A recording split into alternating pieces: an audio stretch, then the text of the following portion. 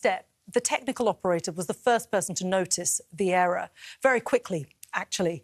And then Michael Oliver appeared to be, who was the fourth official at the time, he appeared to be calling for the game to be delayed. But, of course, it had been restarted at that point. The decision had been made that it was an offside goal, incorrectly, of course, as we now know.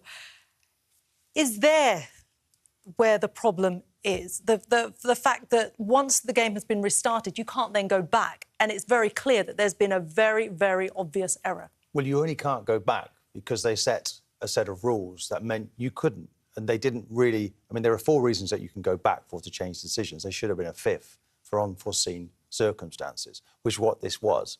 And you had the operator, who, by the way, should probably be doing VAR now in future because he was a decision-maker. He was trying to flag it up. Michael Oliver was also trying to stop the game, but then they were impinged by this rule that says, oh, no, we can't. But why have we handcuffed ourselves? Because fairness was lost on the day. I like the transparency. It shows there's a lack, really, isn't there, of inadequate chain of command. And the language they're using is inadequate. Check, complete, happy.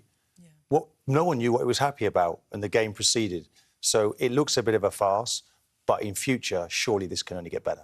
Yeah, it doesn't look good, does it, on the VAR, Darren England, and the AVAR, Dan Cook, Michael? It's a can of worms, isn't it, really?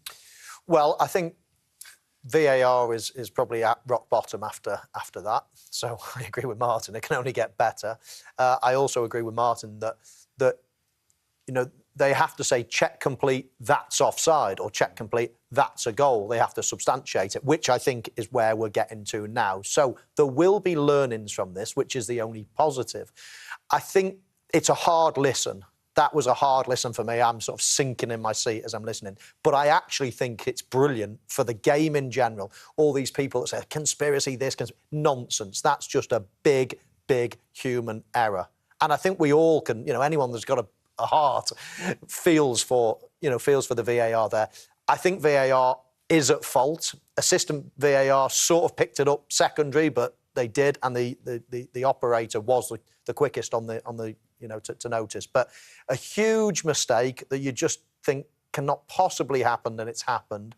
And the only positives, it's not nice for Liverpool fans at all. The only positives that surely something as obvious can't happen again with the new protocols that they're going to have to put in place. It's not an issue of integrity. I think it's and an that's issue. The best thing. Yeah, it's an issue of... I think that's obvious now. It's an issue of incompetency. And that's what they now need to check, complete, happy. But it wasn't, was it?